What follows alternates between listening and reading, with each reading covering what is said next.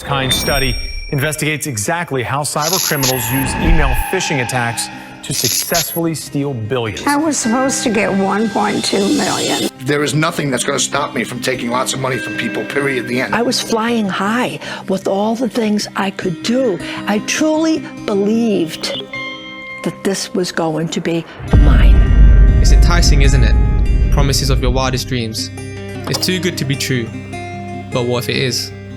All this money, no more struggle. That trip to the Bahamas, well, it's not a dream anymore. I couldn't believe I had done this. I felt that I had more intelligence than that. Why? Why did this happen? I just shut down. I was like, I'm not going to tell anybody. I was ashamed. I was guilty. I was vulnerable. I was so upset. The pain of getting scammed can cause victims to suffer in silence, as only fools get scammed, right? Scammers target people's most deep-rooted vulnerabilities: money, love, fear of punishment. The people who get scammed are no different from you and I.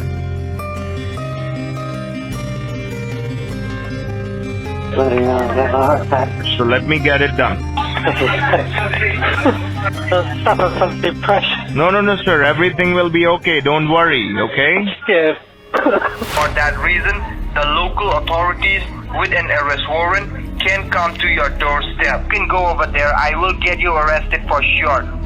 Scammers don't care about you.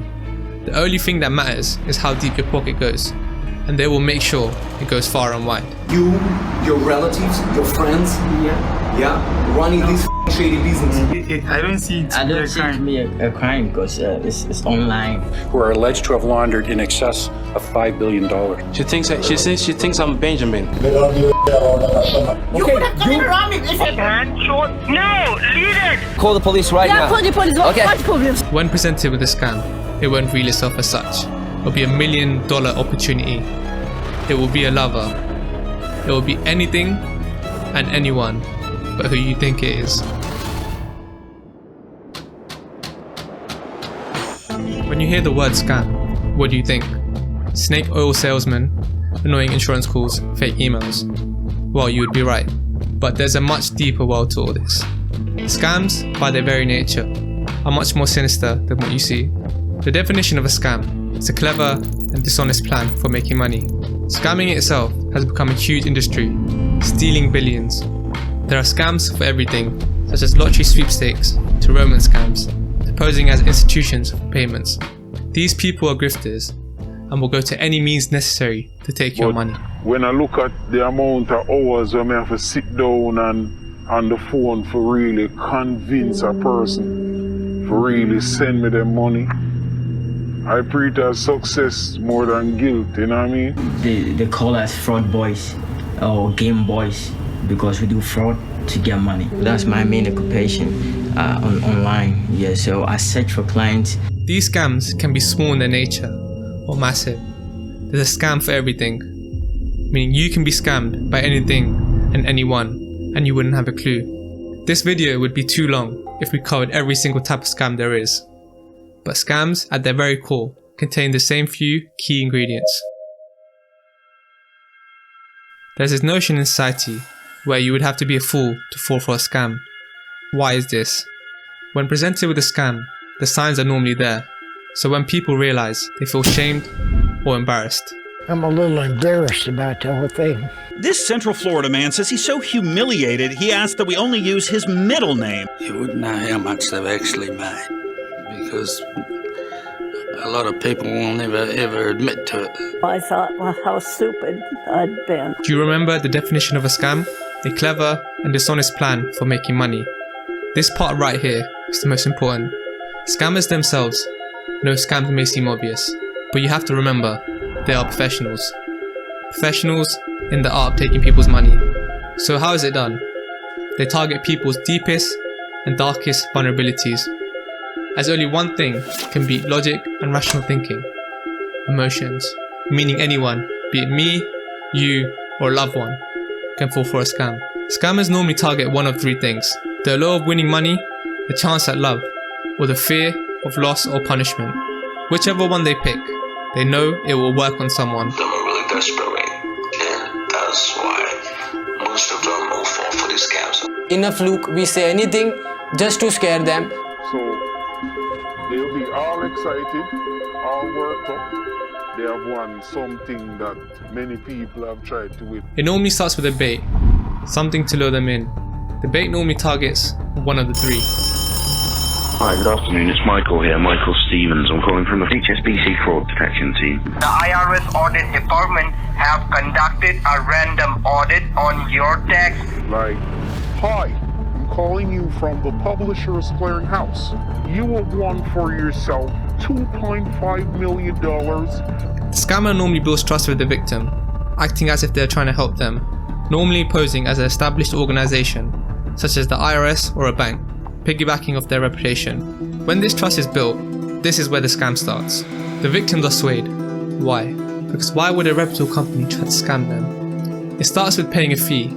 Imagine being told you have won $1.2 million, and all you need to do is pay $5,000 to collect it. If not money, then fear is used. No, I did not give them money. I bitched and whined the entire time and saying that I was going to go to jail and I haven't been, it's like freaking out. Honey, listen, it's not going to happen. You're not going to jail. None of that is all a scam. Do not be scared. The scammer pressuring you, trying their hardest to scam you, or the bank supposedly calling you, letting you know your bank account has been hacked.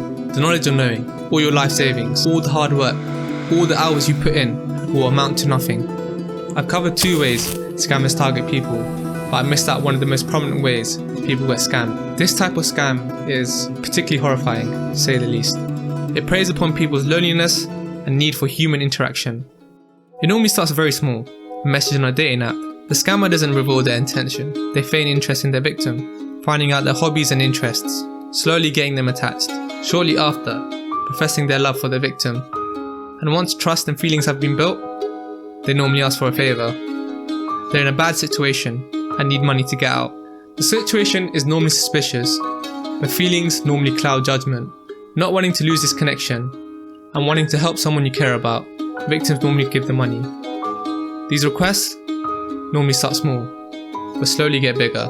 He said, everything is in immigration. I totally forgot that there's a tax on all these goods. I need another $20,000.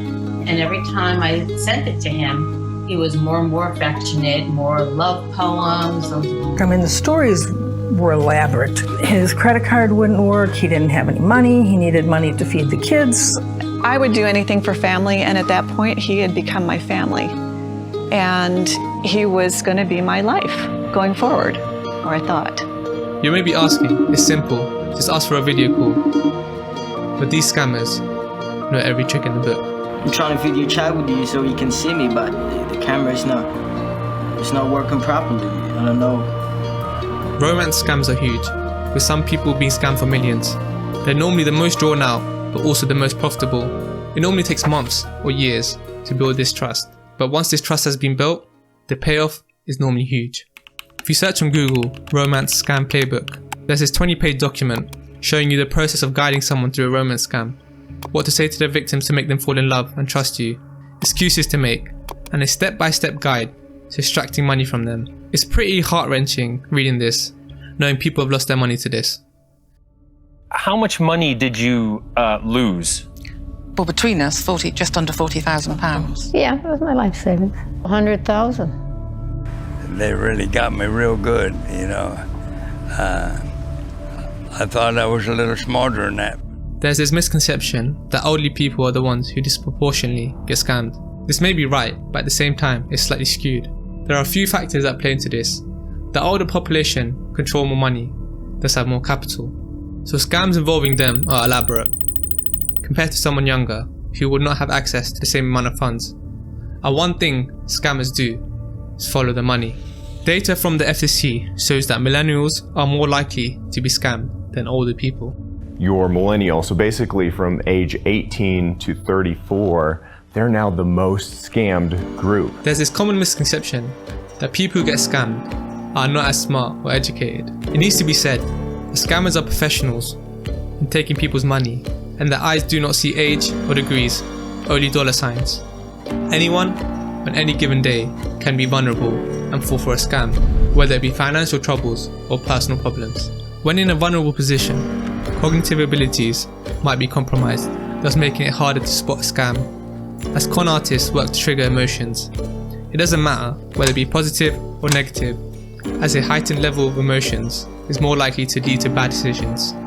And I just thought, geez, a total stranger has just given me a compliment. Haven't had that for a long time. Big amount of money. I can share that with relatives and charities. Well, this is going to help out with bills. This is going to help out with, things we need. I was up for 5.2 million. This guy was just telling me everything that I wanted to know. He was saying everything he knew you wanted to hear. Everything I wanted to hear, yeah. He was making me feel as if I was worth a person. This isn't the end. There's this thing known as the suckers list. A list which contains people who have been previously scammed, with personal information about the victim available. This list is sold to other scammers, who may exploit the previous scam by promising to recover the money or the prize of merchandise which they never received for a fee. Or it can be the same scammer posing as a different person trying to scam the person again. I was getting these phone numbers, these long digit phone numbers, and basically was saying that we are here to help you, but you have to send us money to help with your file. And so Wendy was telling me that you're able to help her get some of this money back? Yeah, I'm helping her to get some money back. When we trace Sebastian, he has lived in Ghana before. Scams can make people feel shame beyond comprehension. Losing money, especially when borrowed from loved ones, when advised otherwise, all descend to a scammer. To find out everyone was right and the signs which were always there come true can be too much to handle for some people. There have been countless tragedies where people could not handle the pain of having their trust being broken. In a documentary investigating romance scams, one of the focuses of the documentary, Colleen Ringham, had met a man known as Ryan Scott online. Seeking love, she had started messaging him and found a connection. Messaging daily, false promises and increasingly loving messages were sent her. I think he just knew how to do the talk to make her feel really good. All of a sudden they're talking a life together in marriage. And so she's telling me that her and Ryan are going to travel the world. They're going to live in all sorts of different countries. And once in love, the scammer, or Ryan Scott, started asking for financial favors, which started small, but slowly started becoming bigger. Once involved, things would take a dark turn. Emails from different places were sent to her asking for payments due to her supposed involvement in scams. As they stated, the man she had been contacting, Ryan Scott, was a known criminal with threats of incrimination. The fear meant she kept paying, giving almost $1 million. TSS Diplomatic Services are the people that are contacting her all the time and wanting more money. And they are threatening her mostly with jail time or arrest or the authorities. However, the money would soon run out, and with no more money and the fear of incrimination, things would take a dark turn.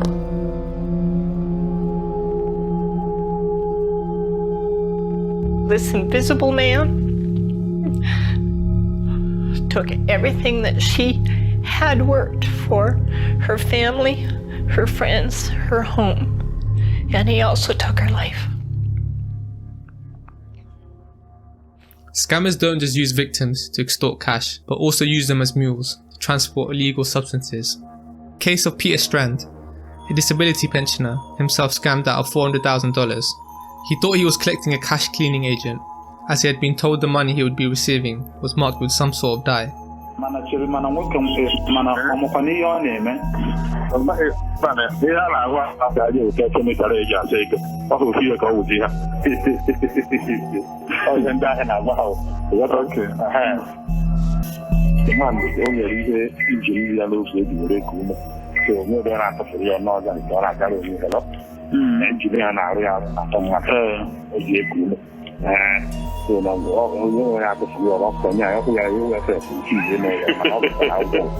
When arriving in Sydney Airport from Brazil, he was detained, where they found 2.5 kilos of cocaine.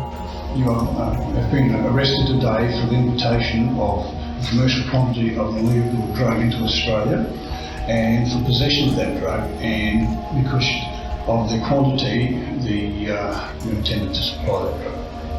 Do you understand that? Yes. What can you tell me about the allegation? I had no idea what was in the bag whatsoever. After 18 months in prison, he was released and found not guilty. It was a bizarre and, to an outsider, unbelievable thing. But he wasn't the only one who fell for it. There's this underlying question: who's behind these scams? There have always been grifters who have been looking to take advantage of people, no matter the time period. I'll give you free samples. Man, you gotta come here and you gotta give me a tip, sir. Tip. Oh, no, I didn't want it. I told you, I knew this would be a trick. But at this scale, is unprecedented. Scams, due to their digital nature, are hard to track. If you look at scams, the majority originate from countries such as India or West Africa. These countries are not as developed as the Western world, with few job opportunities, and graduates fresh out of uni or people with no jobs need to make money. And scamming gives them an avenue to make money and can be more lucrative than getting a normal job. The English, normally a very high standard, a skill which can be used to scam people. Scams due to their nature are very hard to track, but let me introduce Jim Browning. He created a series on YouTube called Spying on the Scammers, where he manages to hack the CCTV footage of a scam call center, managing to get recordings of them scamming people and footage of the person running the whole operation. This is a fascinating insight into these call centers, showing exactly how elaborate they are and how they are not your run-of-the-mill scammers. Thank you for calling support this side, Travis. How can I help you? Hi, yeah, I've got like a computer lock warning message in front of me and there's like a beeping sound. Okay, and the computer that you have, is it a laptop or it's a desktop? Yes, he's playing Pac-Man as he's talking to me. And here you can see one of the supervisors summarising last night's takings. And it wasn't just Amit Chowan who was arrested. Here on the right is Sumit Kumar, who was supposedly the accountant for this company. The people carrying out these scams are most often people in difficult circumstances, where job opportunities are few and far between, where the law of quick and large amounts of cash overlooks the nature of what they are doing. The scammers themselves know what they are doing and how their work affects others. However, most often it is rationalized, probably in an attempt to overcome their guilty conscience. I scam to survive, not to like brag, so that's the difference. The main problem is no job, no employment, nothing. The maximum amount a gas station staff earn in Nigeria is 15,000, and 15,000 should be, if I'm right, should be something like $45 or $30 a month. Like, it's just something you can't live on. Too much unemployment in the system, so the youth are just walking around. What do you want them to do? And if I can easily go on the net and then get some cash on it, why not? I don't see it to be a crime because it's online. I'm trying to get money. The white people, they came down here to colonize us, took what belongs to us. They sent our great-great-grandfathers there, treated them like slaves, you understand? They did a lot of harm to them, you understand? So they've done us bad before, and we think it's time to pay them back. Things are about to take a very dark turn. A lot of scams link back to one of the darkest organizations I have ever laid my eyes on.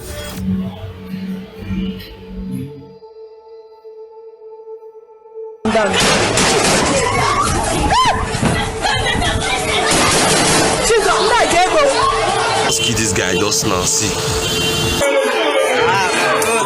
A cult originating out of Nigeria. The history of brutality beyond comprehension. They are involved in crimes far and wide. They are known as the Black Axe. Leaked documents have shown their involvement in online scams, frauding people of millions, with fraud being the primary source of revenue for them, and members often sharing blueprints on how to conduct scams. Blueprints such as romance, inheritance, real estate and business scams. Their international cybercrime network is thought to be generating billions of dollars in revenue for their members, with Canadian authorities supposedly reporting they had busted a money laundering scheme worth more than $5 billion.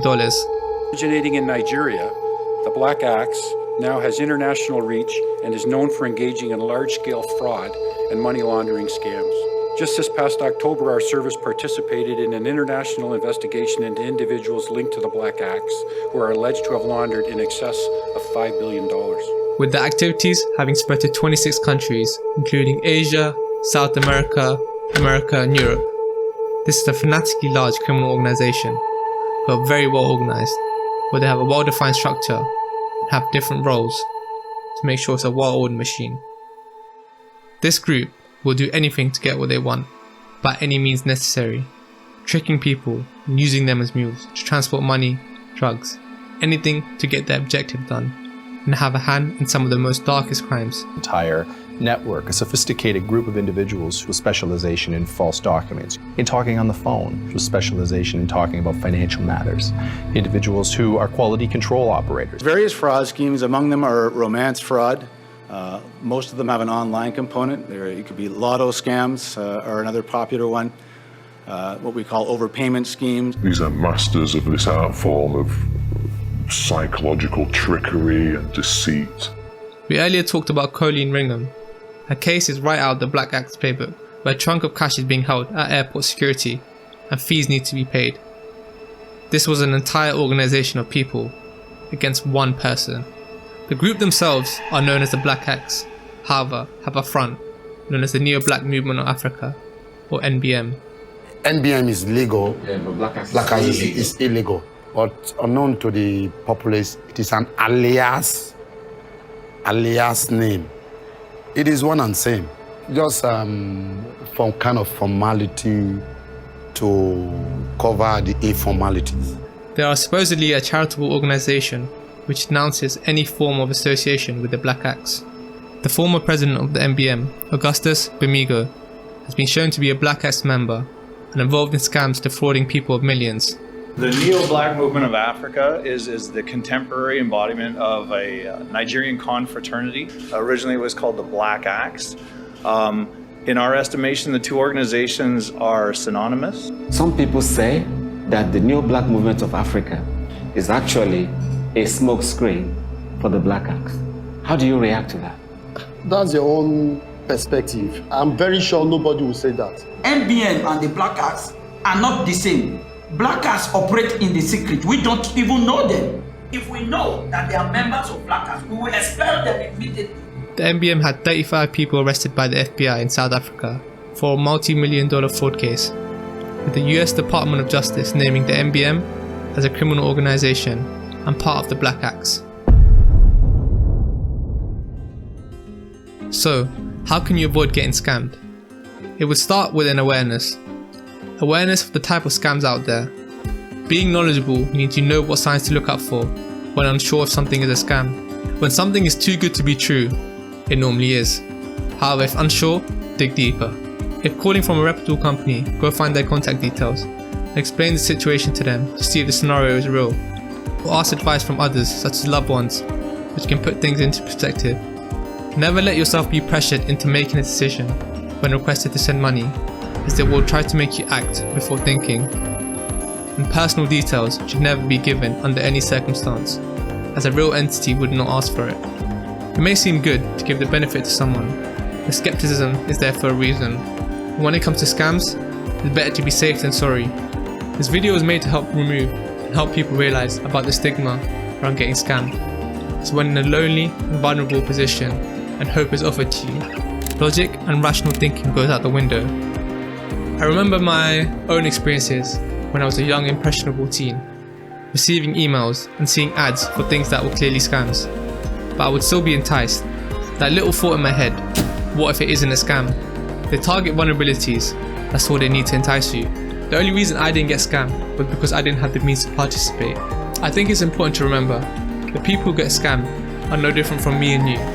One day it's them, and the next day it could be you.